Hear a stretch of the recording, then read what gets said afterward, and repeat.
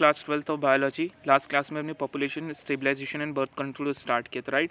और उसमें मैंने आपको थोड़ा बहुत पढ़ा दिया था। अब नेक्स्ट पैराग्राफ से मैं स्टार्ट करने वाला हूँ, तो ध्यान फोकस कीजिए यहाँ पे कि the most important step to remove this problem is to motivate the smaller family by using various contraceptive methods. अब एक चीज़ बता दूं कि हमने इसमें ये पढ़ा था कि हम डे बाय डे, मतलब अगर आप देखो तो हमारे अर्थ की पॉपुलेशन ऑलमोस्ट बढ़ती जा रही है। एज अ कंट्री वाइज भी हम देखें तो हमारी कंट्री की भी पॉपुलेशन बहुत बड़ी है, और अलग अलग कंट्री अलग अलग लेवल पे इसके लिए मेजर्स यूज़ कर रही है, अडॉप्ट कर रही है, ताकि पॉपुलेशन कंट्रोल किया जाए, ठीक है ना।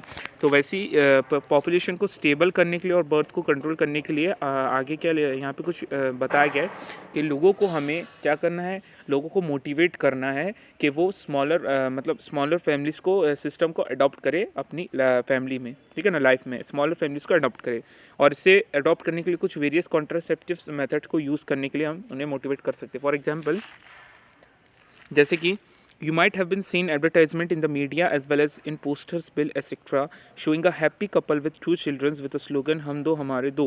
कि आपने कई बार हमारे इंडियन टेलीविज़न में आपने देखे होंगे, मीडियाज़ में और न्यूज़पेपर्स में, पोस्टर्स में, कि जो छोटी फैमिलीज़ रहती है, हैप्पी कपल्स रहते हैं, इन्हें दो चिल्ड्रंस की लिए मतलब एक तरीके से मोटिवेट किया जा रहा है कि हम दो हमारे दो, इस स्कीम को रेगुलेट किया जा रहा है इंडिया में, ताकि इससे लोगों ये एक स्लोगन बना दिया गया है, हम दो हमारे दो, जिसमें ये बोला गया है कि एक फैमिली में दो चिल्ड्रंस ही बेटर रहेंगे, जिससे हमारी आने वाली जो पॉपुलेशन कंट्रोल है उसे हम बेटर बना सकेंगे, ठीक है ना। आगे लिखा है we to our too many couples mostly the young urban working one ones has even adopted a one child norm. क्या कई कपल्स जो है, जो मोस्टली जैसे कि ज़्यादातर यंग स्टेज के अर्बन साइड के रीजन में है ना, रूरल और अर्बन, तो अर्बन साइड के रीजन में बता रहे हैं, तो वो ज़्यादातर working one has even adopted and one child norm, इसे अडॉप्ट किया जा रहा है वन चाइल्ड नॉर्म को। Statutory raising of marriageable ages of the female to 18 years and that of a male to 21 years। और इस तरीके से हमारे भारत के संविधान में जो शादी के लिए एक एज बनाई गई है, मैरिज के लिए एक एज डिसाइड की गई है for the mails and females, and that is females के लिए 18 ईयर और मेल के लिए 21 ईयर्स अडॉप्ट की गई है एज। इससे ये होगा कि जो मतलब ये बेटर एज मानी जाती है शादी के लिए। इसके पहले अगर जैसे मान लीजिए अगर फीमेल अगर 17 ईयर्स की है लड़की, और अगर लड़का या बॉय है वो 20 ईयर्स का है, तो ये इलीगल माना जाता है। इस तरह की शादी को नाबालिग कहा जाता है ना। तो ये शादी से रोकने के लिए गांव-गांव में, ज़्यादातर आपको पता है गांव-गांव में बहुत कम एज में शादियां कराई जाती, तो उन्हें ये चीज़ अडॉप्ट कराई जा रही, ताकि वो एक एज बाद जब बच्चे प्रॉपरली उस स्टेबल हो जाए, मतलब उस एबल हो जाए शादी के लायक। और दूसरी चीज़ क्या है, उनका मेंटल स्टेबिलिटी जो है, मतलब उनकी जो मानसिक स्थिति है वो भी उस काबिल हो जाए, है ना, तो उनकी शादी होनी चाहिए। And incentives gives to the couple with small families are two of the other measures taken to tackle this problem. और कुछ इंसेंटिव्स भी इस तरह के कपल्स को, फैमिलीज़ को दिया जा रहा है गवर्नमेंट के through. Let us describe some of the commonly used contraceptive methods which help prevent unwanted pregnancies। और कुछ ऐसी methods है जिसे यूज़ की जाती है जिससे हम रोक सकते हैं अनवांटेड प्रेगनेंसीज को, ठीक है ना, to prevent the unwanted pregnancies। An ideal contraceptives should be user friendly, easily available, effective and reversible with no or least side effect। और ज़्यादातर जो इसके वो है, मतलब मेथड्स है जो यूज़र फ्रेंडली है, इजीली अवेलेबल है, इफेक्टिव है और रिवर्सिबल है विथ नो और लीस्ट इफेक्ट, मतलब बहुत कम साइड इफेक्ट के साथ, या बिल्कुल कोई साइड इफेक्ट नहीं होता है, ठीक है ना। It should be it also should in no way interfere with the sexual drive, desire, or the sexual act of the user। A wide range of contraceptive methods are presently available, which could be broadly grouped into the following categories, namely natural, traditional, barrier, IUDs, oral contraceptives, injectables, implants and surgical methods। तो ये कुछ ऐसी contraceptive method है जिनको adopt करके हम birth control को proper तरीके से regulate कर सकते हैं, ठीक है ना। Now next, natural method work on the principle of avoiding chances of ovum and sperm meeting। और natural method जो होती है, इससे अवॉइड करने के लिए इसमें जो बेसिक प्रिंसिपल रहता है वो यही रहता है कि ओवम और स्पर्म इनकी जो मीटिंग है, इससे कैसे भी करके अवॉइड किया जाए। तो ये एक नेचुरल मेथड होती है जिससे प्रेगनेंसी नहीं हो पाती है ना। आगे लिखा है periodic abstinence is one such method in which the couples avoid or abstain from coitus from day 10 to 17 of the menstrual cycle, when ovulation could be expected. As chances of fertilization are very high during this period, it is called fertile period. Thereby, by abstaining from cutus during this period, conception should be prevented. Withdrawal or cutus interruptus is another method in which the male partner withdraw his penis from the vagina just before the ejaculation so as to avoid insemination. Lactational amenorrhea absence of menstruation, जहाँ पे menstruation नहीं होता है। तो हमने पढ़ा था कि अगर मेंस्ट्रुएशन साइकिल नहीं हो रहा है तो उसके दो ही रीज़न हो सकते हैं, या तो स्ट्रेस की वजह से हो रहा हो या तो फीमेल की प्रेगनेंसी स्टेज स्टार्ट हो चुकी है ना। तो इसे भी माइंड किया जाता है इस चीज़ों को थोड़ा, है ना। फिर क्या बता रहा है कि this method is based on the fact that ovulation and therefore the cycle do not occur during the period of intense lactation following parturition। और ये जो साइकिल रहता है मेंस्ट्रुएशन साइकिल, ये नहीं हो पाता है कब, जब बहुत ज़्यादा इंटेंस लैक्टेशन पीरियड चालू हो रहा हो पार्चुरेशन के बाद, है ना। तो ये साइकिल कंटिन्यू नहीं होता है menstruation cycle. Therefore, as long as the mother breast feeds the child fully, chance of conception are almost nil। और जब मदर जो रहती है अपने चाइल्ड को फीड कराती है तो जो चांसेस है कॉन्सेप्शंस के वो ऑलमोस्ट ख़त्म हो जाते हैं। However, this method has been reported to be effective only up to a maximum period of 6। और ये मेथड जो है ये बहुत रेगुलर है, मतलब इफ़ेक्टिव है, और इससे maximum period of 6 month following parturition, मतलब पार्चुरेशन के 6 महीने तक के इस मेथड में मेथड को यूज़ किया जा सकता है, जिससे नेक्स्ट प्रेगनेंसी में कंट्रोल किया जा सकता है ना। एज नो मेडिसिन और devices are used in this method, इस मेथड में कोई भी मेडिसिन या डिवाइस का इस्तेमाल नहीं होता है। साइड इफ़ेक्ट के कोई चांसेस ही नहीं है। Chances of failure through of this method are also high, पर इस मेथड का फेल होने का चांस भी बहुत ज़्यादा हाई हो सकता है। In the barrier method, ovum and sperms are prevented from physically meeting with the help of barriers। और दूसरी जो मेथड है कि जहाँ पे हम फिजिकली ओवम और स्पर्म को मीट करने से रोक सकते हैं, meeting with the help of कुछ बैरियर्स के थ्रू। Such method are available for both male and female. ये जो बैरियर्स है ना, ये एक आप बोल सकते हो एक तरीके से ये कुछ ऐसी मेथड है जिससे स्पर्म का ओवम से मीटिंग को अवॉइड किया जाता है। लाइकवाइज जैसे कि कुछ ये मेथड्स बोथ मेल और फीमेल के लिए कुछ बैरियर्स बनाए गए, जैसे कि यहाँ बता रहे हैं जैसे condoms are barrier made of thin rubber latex sheet that are used to cover the penis in the male and vagina and cervix in the female. और मेल में जैसे कि कॉन्डम एक ऐसी मेथड है जिसका यूज़ करके अनवांटेड प्रेगनेंसीज को रोका जा सकता है, राइट। और ये मेल के लिए इस्तेमाल किया जाता है just before coitus so that the ejaculated semen should be entered into the female reproductive tract. This can be prevent conception.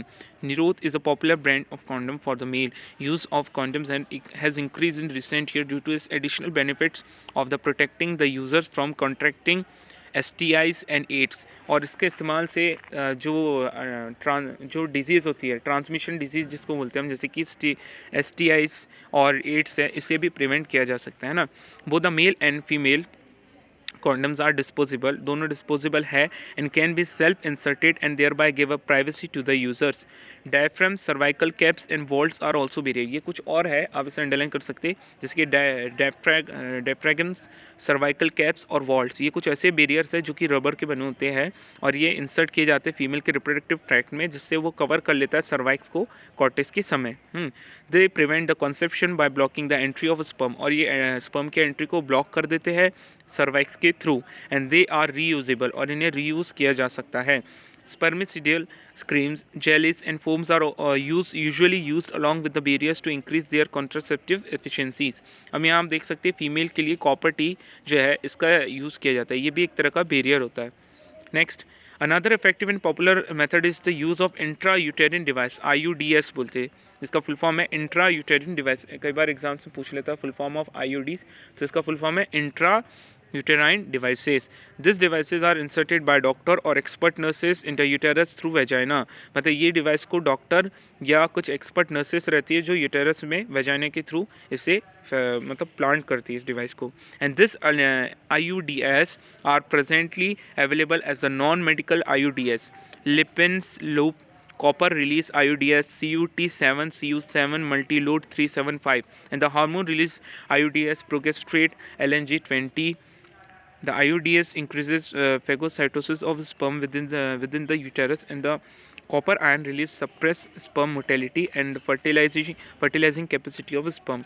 तो ये जो IUDS डिवाइसेज है, इसमें बहुत सारे डिवाइस जैसे कॉपर टी हो जाती है, CU7 मंटीलोड 375, और जो हार्मोन्स रिलीज होते हैं IUDS से, जैसे कि प्रोगेस्ट्रेट, LNG20 हार्मोन्स जो रहते हैं, मतलब ये IUDS क्या करती है, ये इंक्रीज़ करती है फैगोसाइटोसिस की प्रोसेस में को स्पर्म के द्वारा जो फैगोसाइटोसिस है उसे इंक्रीज़ करती है यूटेरस के अंदर में ही। मतलब जब स्पर्म यूटेरस में एंटर कर जाता है तो कॉपर आयंस जो रहते हैं रिलीज होते हैं, है ना, वो क्या करते हैं, इसे सप्रेस करते हैं, स्पर्म की मोटेलिटी को सप्रेस कर देते, and the fertilising capacity of sperm. तो इस तरीके से स्पर्म जो रहता है, भले ही अगर सर्वेक्स में एंटर भी कर जाए, पर वो उसकी एक तरीके से वो आप बोल सकते हैं कि वो उसकी मोटेलिटी और उसकी जो आप बोल सकते क्या वेट है, हाँ, उसकी जो फर्टिलाइजिंग की कैपेसिटी, हाँ, उसे अवॉइड कर देता है fully. The hormone releasing IUDs in addition make the uterus responsible for implantation and the cervix hostile to the sperms. And IUDs are ideal contraceptive for the female who want to delay pregnancies and or space children.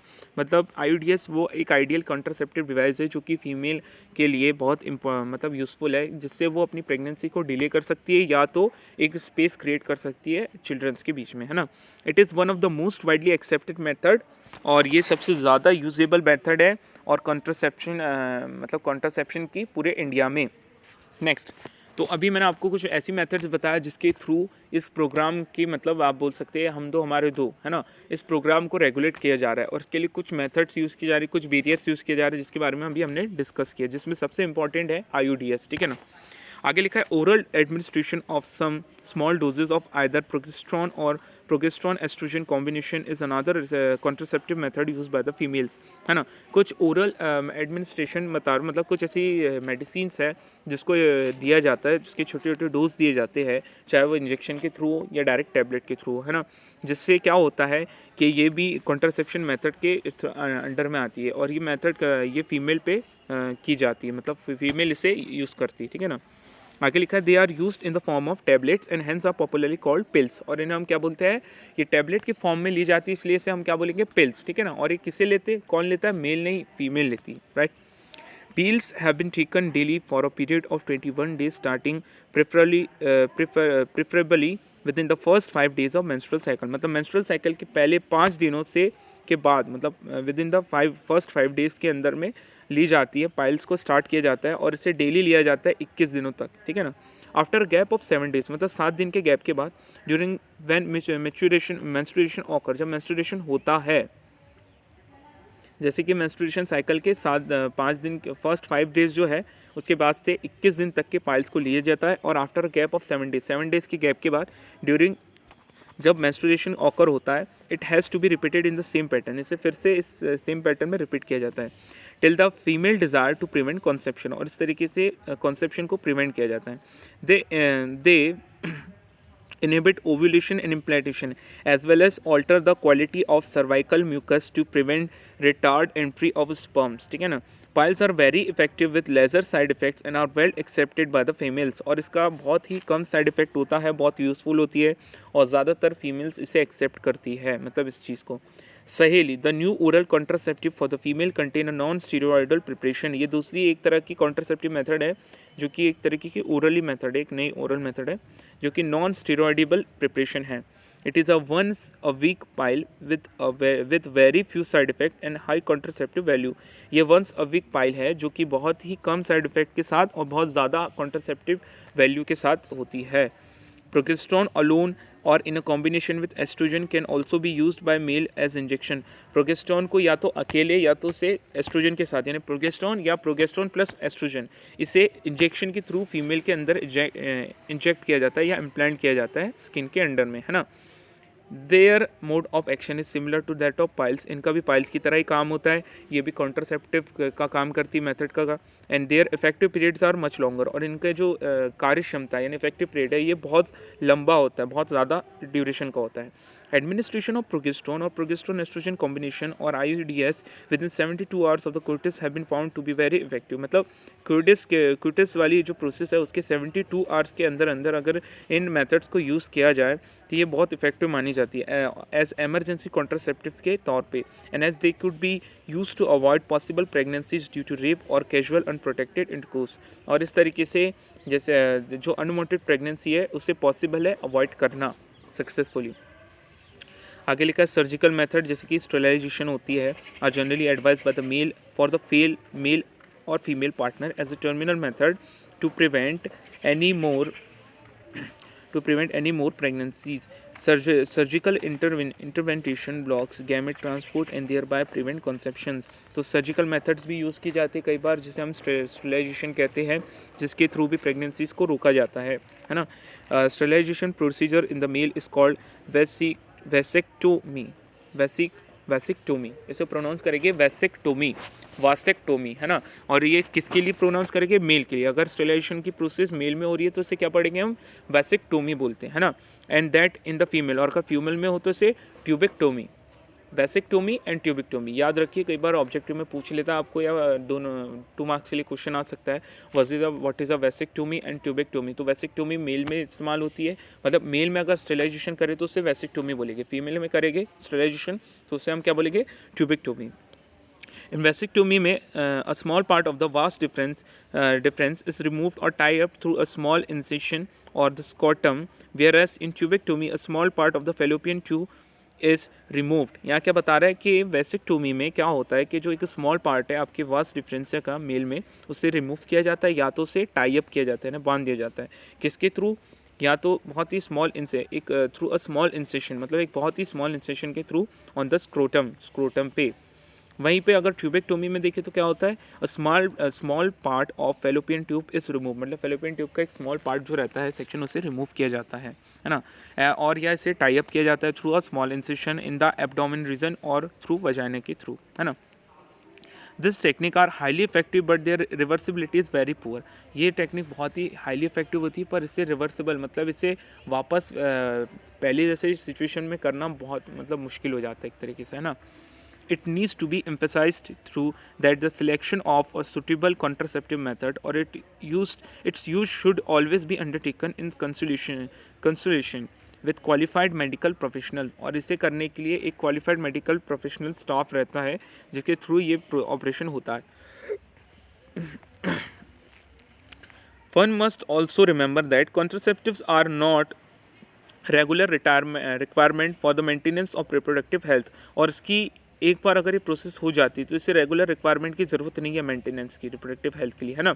In fact they are practice against a natural reproductive event that is conception और pregnancy. Once is force to use this method either to prevent pregnancy और to delay और space pregnancy due to personal reasons. No doubt the wide spread use of this method have a significant role in checking uncontrolled growth of the population. However, their possible ill effects like nausea, abdominal pain, breakthrough bleeding, irregular menstrual bleeding, or even breast cancer through not very significant should not totally be ignored। और इसके होने वाले कई सारी problem जो हो सकती है उसे भी हम इग्नोर नहीं करेंगे, है ना।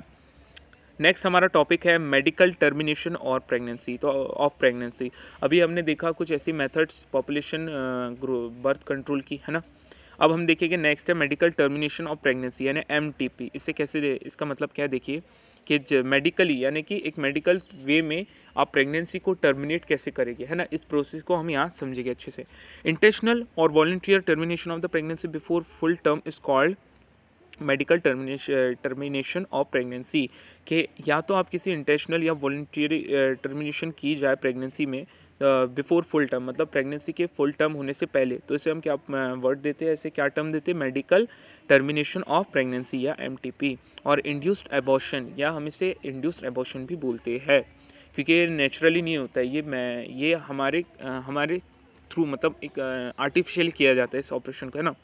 Nearly 25 to 50 million MTPs are performed in a year, मतलब यहाँ बता रहा है कि 45 से 50 मिलियन MTPs परफॉर्म की जाती है हर साल और ओवर द वर्ल्ड में, मतलब पूरी दुनिया में, which accounts to 1/5 of the total number of conceived pregnancy in a year.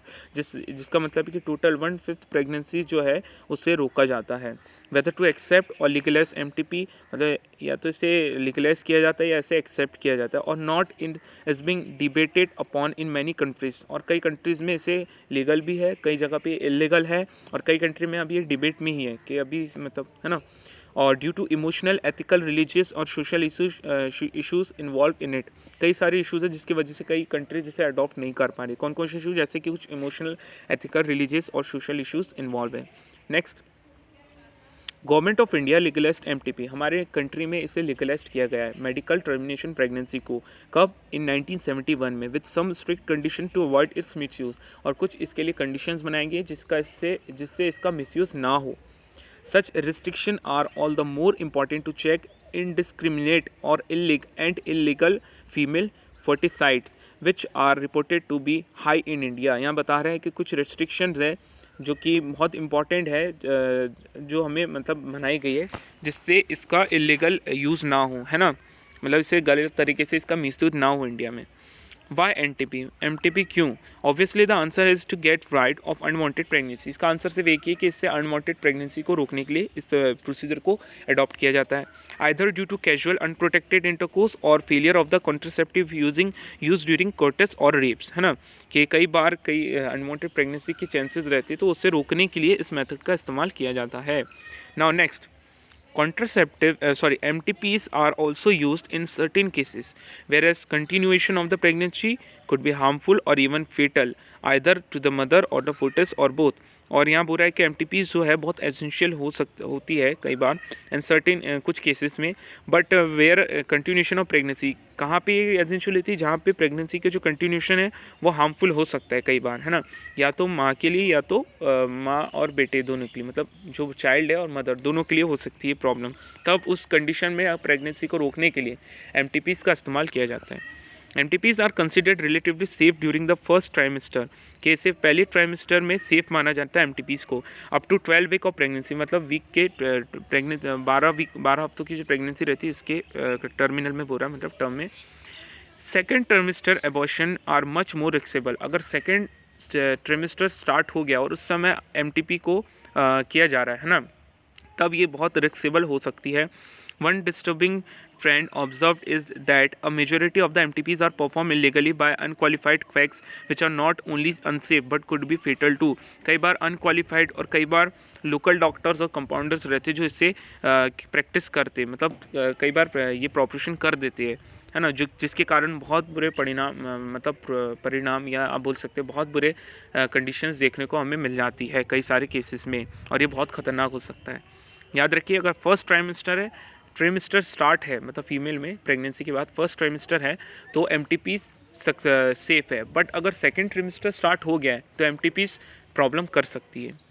Next क्या लिखा है? Another dangerous trend is the misuse of amniocentesis to determine the sex of the unborn child. और इसका दूसरा जो डेंजरस ट्रेंड आजकल चल रहा है मिसयूज़ करने का, वो ये है कि इससे सेक्स का डिटर्मिनेशन कर लेते हैं जो अनबॉर्न चाइल्ड का, कि वो मेल है या फीमेल है। Frequently if the foetus is found to be female, और अगर बाय चांस अगर वो जो आपका फोटस है या जो नवजात शिशु है, अगर वो मान लीजिए अगर वो फीमेल है, तो उसे कई जगह क्या करते हैं कि उसे अबॉर्ट किया जाता है, क्योंकि कई फैमिलीज़ को मतलब बेटे की वजह से वो बेटी का भ्रूण हत्या जिसे बोलते हैं, मतलब बेटी को ख़त्म कर देते हैं। It is followed by MTP, this is totally against what is legal. Such practices should be avoided because of their are dangerous both for the young mother and the fetus। और ये प्रैक्टिस कई बार ख़तरनाक हो सकती है MTP की, कुछ mails मतलब मदर के लिए भी और मदर और फोटस दोनों के लिए, है ना।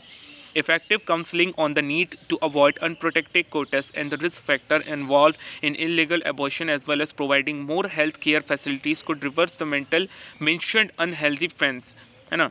अब फर्स्ट है कि कई सारी ऐसी डिजीज़ेज़ है जो हो सकती है जिसे अवॉइड करने के लिए इन मेथड्स का यूज़ किया जाता है। फॉर एग्जांपल जैसे कि सेक्सुअली ट्रांसमिटेड इन्फेक्शंस, मतलब STIs, ऐसी डिजीज़ जो सेक्सुअली ट्रांसमिशन के कारण होती है। इसकी सबसे कॉमन एग्जांपल है एड्स, HIV एड्स, ठीक है ना।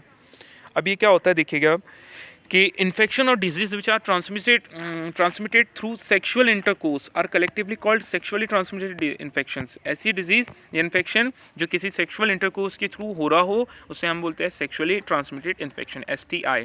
और वेनरल डिजीज या VD बोलते हैं, और रिप्रोडक्टिव ट्रैक्ट इन्फेक्शन या RTI भी बोल सकते हैं, है ना। For example gonorrhoea, syphilis, genital herbs, chlamydiasis, genital warts, trichomoniasis, hepatitis B, and of course the most discussed infection in the recent year HIV leading to AIDS are some common of the common STIs। HIV actually में उसका वो है human immuno deficiency, sorry human immuno virus. आप ये बोल सकते हैं HIV main virus है जो कि एड्स की डिजीज़ होने का कारण बनता है ना। तो HIV सबसे कॉमन डिजीज़ है जो कि इंटरकोर्स के कारण होती है, सेक्सुअली ट्रांसमिटेड डिजीज़ का एक बेस्ट एग्जाम्पल है। और ये कॉमन STI है जो पूरे ऑल ओवर द वर्ल्ड में देखने को आपको मिलेगा, है ना। आगे लिखा है among this HIV infection is most dangerous and is discuss in the detail in chapter number 8। और आपको जैसे कि पता है कि एड्स का कोई इलाज है नहीं, मतलब प्रॉपर नहीं है जिसे जड़ से ख़त्म किया जा सके, और ये इन्फेक्शन बहुत ख़तरनाक हो सकता है। और हम इसे समझेंगे चैप्टर नंबर 8 में डिटेल में, ठीक है ना।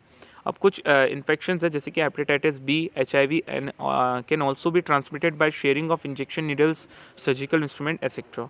और ना ही ये ऐसी डिजीजेज है जैसे हेपेटाइटिस B और एड्स जो कि ना सिर्फ सेक्सुअल इंटरकोर्स से ही ट्रांसमिट होती है, मतलब फैलती है, बल्कि कई ऐसे मेथड्स हैं जिसके कारण ये प्रॉब्लम डिजीज़ हो सकती है। जैसे कि कोई HIV वाला बंदा हो या एड्स हो, जिसे एड्स की डिजीज़ है, और उसकी यूज्ड वाली जो निडल्स है अगर वो कोई एक हेल्दी और नॉर्मल बंदे के अंदर इंजेक्ट की जाए तो भी ये डिजीज़ उसमें ट्रांसमिट हो सकती है, या किसी सर्जिकल इंस्ट्रूमेंट के थ्रू भी ये डिजीज़ ट्रांसमिट हो सकती है।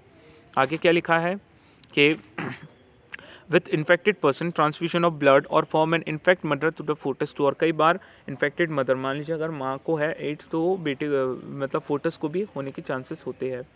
नेक्स्ट क्या लिखा है, एक्सेप्ट फॉर हेपेटाइटिस B, मतलब हेपेटाइटिस B को छोड़कर genital herpes and HIV infection other disease are completely curable. मतलब यहाँ बता रहा है कि ये जो डिजीज़ है कम्प्लीटली क्यूरेबल है if detected earlierly and treated properly. अगर इन्हें शुरुआती दौर पे फाइंड आउट कर लिया जाए, है ना, तो इन डिजीज़ को ट्रीट कर सकते हैं प्रॉपर वे में।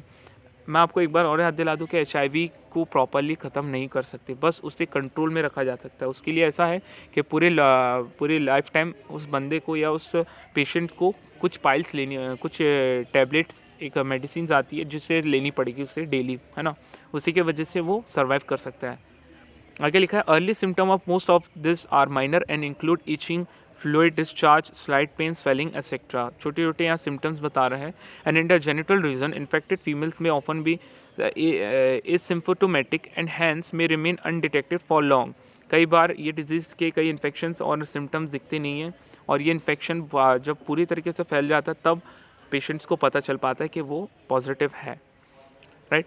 Absence or less significant symptom in the early stage of infection and the social stigma attached to the STIs deter the infected person from going for timely detection and proper treatment. और उससे proper treatment का time नहीं मिल पाता है और वो time पे detect नहीं कर पाता है, जिसकी वजह से वो बंदा डेथ या सर्वाइव नहीं कर पाता है, ठीक है ना। सो इसके आगे की जो टॉपिक्स है उसे हम कल स्टडी करेंगे। आज के लिए इतना ही काफ़ी है। Thank you.